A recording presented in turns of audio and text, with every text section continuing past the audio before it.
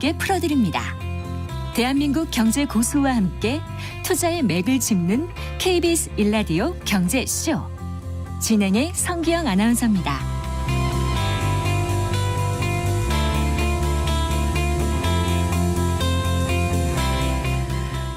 아프거나 다쳤을 때 몸이 상하는 것도 걱정이지만 이 병원비 부담도 정말 만만치 않은데요. 그럴 때 대비해서 많은 분들이 보험에 가입하고 계시죠. 하지만 이 고물가로 팍팍해진 살림살이에 정기적으로 내는 보험료도 부담인데요. 자, 내게 맞는 보험은 어떤 건지, 이 불필요한 보험료를 아낄 방법은 없을지 오늘 얘기 나눠보겠습니다. 이희강 홈인슈 대표 스튜디오에 모셨습니다. 반갑습니다. 네, 안녕하십니까. 안녕하세요. 이희강입니다. 네. 자, 우리나라 사람들 보험 가입률이 높은 편이라고 하는데 정말 그런가요? 어느 정도인가요? 지금은 뭐 실손보험하고 이제 뭐 국민 여러분들께서도 많이 아시다시피 이제 실손보험하고 일반 우리가 뭐 건강보험, 암보험 네. 이런 것들을 전부 다 합쳤을 때 지금은 이제 90%가 넘는다고 알려져 있죠. 국민의 90%가 네, 거의 다 보험에 지금 가입해 있다고? 그렇습니다. 네. 그래요. 정말 높군요. 네. 네. 하기야 저도 뭐 여러 개 가입해 있는데. 그렇죠. 네, 그렇습니다. 네. 근데 이제 그래요. 보험을 들 때 좀 든든해요. 네. 사인 탁 하고 나서 첫 회 보험료 납입하고 그러면 이제 좀 내가 무슨 일이 생겼을 때 보험금 잘 받을 수 있겠지. 이런 이제 얘기를 하는 생각을 하는데 네. 막상 보험료는 이제 이렇게 내다가 정작 받을 일이 생길 때 이게 받을 수 있는 건지 이제 헷갈릴 때가 있고요. 네. 그러고 보니까 특약이 많이 걸려 있어서 네. 해당이 안 되는 것도 있다. 네. 이런 분들이 많으시거든요. 네. 자, 왜 그 보험 가입률은 이렇게 높은데 네. 제대로 보장을 못 받는 경우가 생기는 거죠? 보험 같은 경우는 이제 다른 상품하고는 약간 좀 차별성이 있는데 네. 우리가 흔히 얘기하는 예를 들어 자동차를 구입을 하지 않습니까? 네. 그러면 뭐 배기량은 어떤지, 뭐 몇 인승 뭐 타는지, 다음에 뭐 리터당 뭐 주행거리는 어떻게 되는지, 뭐 기름값은 어떻게 되는지, 옵션은 뭐가 들어가 있는지 이런 것들에 대해서 종합적으로 이제 판단을 해서 결정을 하는데 보험 같은 경우에 있어서는 내가 선택을 한다라기보다는 네. 아는 지인을 통해서 가입하는 경우들이 훨씬 많거든요. 그렇죠. 네. 지인이면은 왠지 믿음도 가고 네. 또 모르는 사람보다 이왕이면 지인한테 해주는 게 네, 서로에게 좋을 것 같고 이런 생각이 드는 거죠. 그렇죠. 네. 네. 근데요. 그래서 지인이 이제 해주면 지인을 통해서 이제 가입을 하다 보니까 정작 자기한테 꼭 필요한 보험이 뭔지는 일단 떠나서 네. 아는 사람을 통해서 가입을 해주는 개념이거든요. 네. 그러니까 나한테 필요한 보험은 어떤 건지를 이제 뭐 비교 분석해서 가입을 해야 되는데 네. 현실적으로 그렇게 가입하는 거는 쉽지 않고 그 사람 얼굴을 보고 그냥 가입을 해주는 그런 경우들이 다반사고 지금 뭐 진행자님께서도 아시겠지만 나한테 꼭 필요한 보험은 뭐다 그래서 인터넷으로 객관적으로 비교해보고 가입을 하셨습니까? 아니면 아시는 분이 와서 하나 가입해줘. 저도 이제 아는 분 통해서 했고 한 번 하고 나면 또 다른 것도 그분한테 하고 그렇게 돼요. 근데 이제 네. 보험 비교 사이트 이런 게 나오는데 네. 너무 복잡해서 비교하기가 더 힘든 거예요. 그래서 네. 지인한테 얘기하면 나한테 어련히 알아서 해줄까. 네, 믿음을 맞습니다. 갖고 하는 거예요. 예, 맞습니다. 네, 네. 그런데 왜 문제가 생기죠?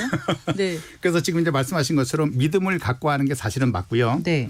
보험이라는 상품은 일반 자동차라든가 뭐 휴대폰처럼 눈에 보이지 않는 무형의 상품이다 보니까 네. 더더욱 더 아는 사람을 찾기 마련이거든요. 네. 네. 근데 아까 말씀드린 것처럼 나한테 가입될 저한테 꼭 필요한 보험이 뭔지는 사실 알기는 좀 어렵고 그리고 그 상품을 들고 왔었던 지인조차도 네.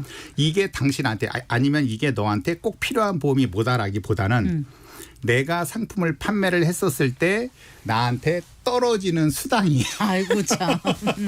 어떤 게 더 크냐에 따라서 결정나는 부분들도 분명히 있기 때문에 네. 객관적으로 비교한다라기보다는 그 설계사가 어떻게 보면은 강권하는 상품으로 어쩔 수 없이 가입하게 되는 경우들이 많다 보니까 많다 보니까 그러시면은 지금 보험 설계사분들 기분 나쁘실 것 같아요. 나는 성실하게 저 사람한테 네. 필요한 걸 다 고민해서 줬는데 네. 지금 이강 대표께서 아니 그런 사람이 많단 말이야. 그럼 기분 나쁘실 것 같은데요. 근데 실제로 그런 경우가 있으니까 말씀하시는 그런 경우들이 거잖아요. 많지는 않겠지만 그래도 네. 있으니까 저도 이제 말씀을 드리는 거예요. 네. 네. 자, 그러면 그런 설계사는 지인이지만 좋은 설계사라고 할 수 없잖아요. 근데 이제 우리나라 정서상 네. 이게 상품이 나쁘다라고 하더라도 네. 아는 지인을 통해서 이제 가입을 해주다 보니까 그리고 설사 만약에 가입을 안 하게 되면 네. 지금까지의 인간적인 정이 있는데 네. 어떻게 나한테 보험 가입을 안 해줄 수 있어라고 하면 약간 기분 나쁠 수 있으니까 네. 울며 겨자 먹기 식으로 가입을 해주게 되는 경우들이 종종 있습니다. 아, 참 우리 국민들 참 착해요. 마음도 그렇고. 네, 그렇습니다. 어쨌거나 나쁜 설계사라 그럴까요? 좋지 않은 설계사. 어떤 걸 가져오면은 이건 아니다 이렇게 생각하면 돼요. 지인이지만. 네. 근데 이제 아까 말씀드린 것처럼 이제 지인을 통해서 이제 보험 가입을 하는 경우는 사실 저도 개인적으로는 어쩔 수 없다고 보는 사람 중에 하나입니다. 네. 그래서 어쩔 수 없다고 보는 경우는 있는데 근데 이제 그 지인이라고 하더라도 꼭 필요한 보험을 권했을 때는 저는 상관없다고 생각을 그럼요. 하는 사람이에요. 네. 왜 당연히 보장을 받을 수 있는 부분이니까. 네, 네. 근데 이제 특히 이제 나이가 어린 자녀들한테 네. 사망보험금이 들어갈 수 있는 나이는 보험 나이로 15세 이상부터 사망보험금이 들어가거든요. 네. 근데 자녀가 15세 또는 16세가 됐다라는 이유만 가지고 네.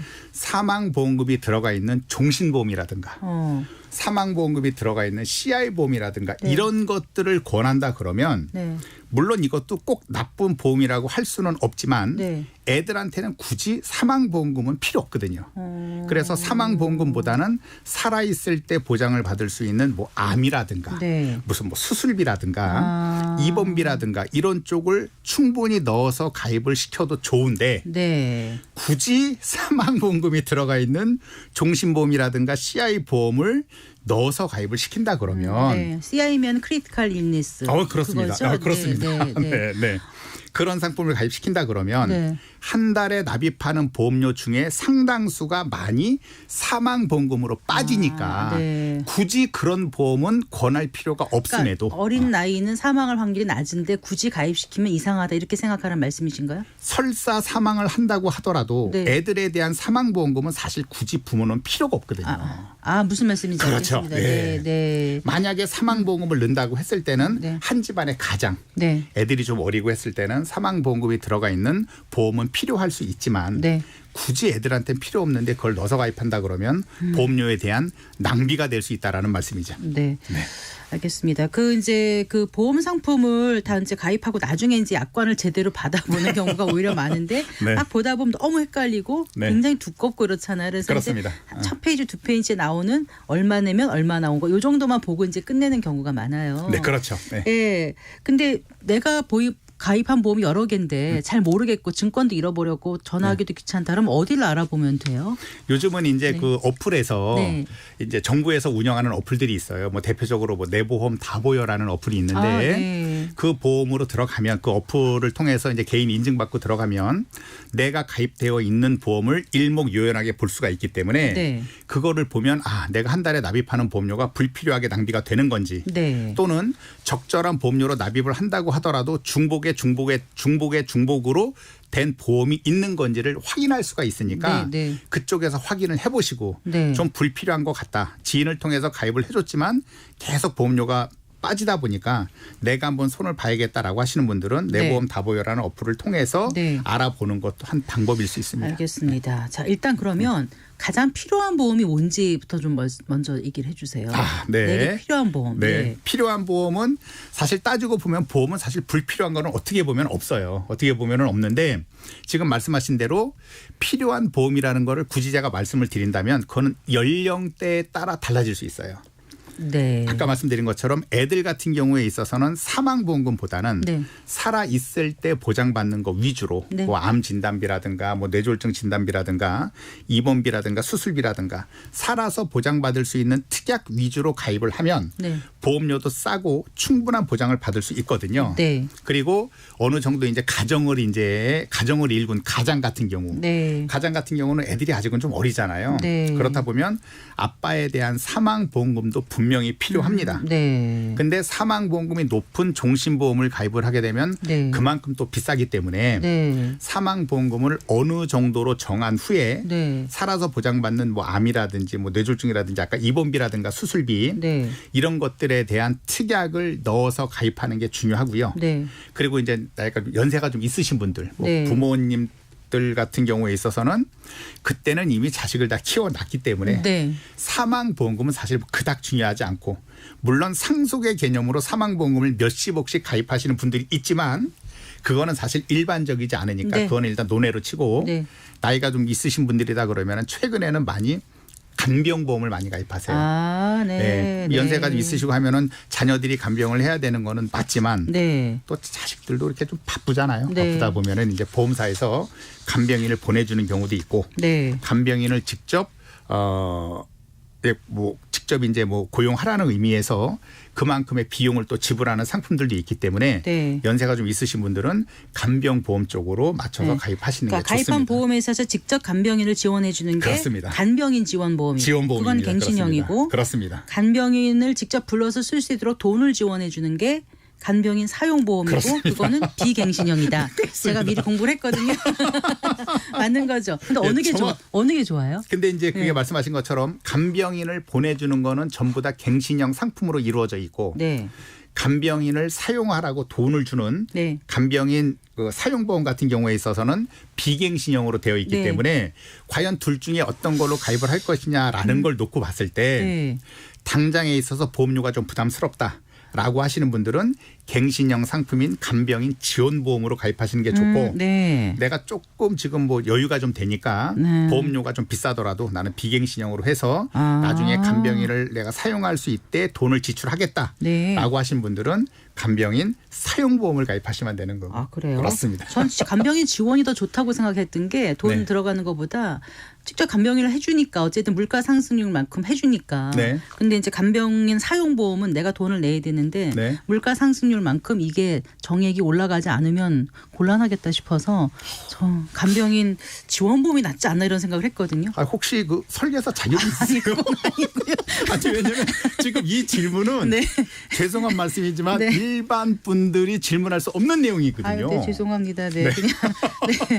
자, 그래서 네. 그런 연세 드신 분들은 간병보험이라든가, 그다음에 이제 가장인 경우는 사망보험 위주로, 그렇습니다. 그다음에 네. 아이들 같은 경우는 생애에 어떤 병이라든가 살아있을 때 살아있을 때 보장받는, 보장받을 수 있는 보험 네. 위주로 하는 게 맞다라고 지금 맞습니다. 말씀하셨는데, 네, 맞습니다. 저희는 궁금한 게 또 실손보험이요. 네. 예, 이거 많이들 가입한다고 하지 않습니까? 거의 근데 뭐, 이제 네. 1세대부터 4세대까지 있고 네. 한데 뭔지를 모르겠어요, 솔직히. 아, 예, 네. 그거 좀 얘기해 주세요. 네. 일단 그 1세대부터 4세대까지 세부적으로 말씀을 드린다면 몇 시간 가지고도 사실 부족한데 간단히 말씀해 주세요. 간단히 말씀을 드리자면 네. 결론적으로 그거예요. 1세대, 2세대, 3세대, 4세대까지 변천이 된 이유는 뭐냐면 네. 실손보험을 가입을 해놓고 네.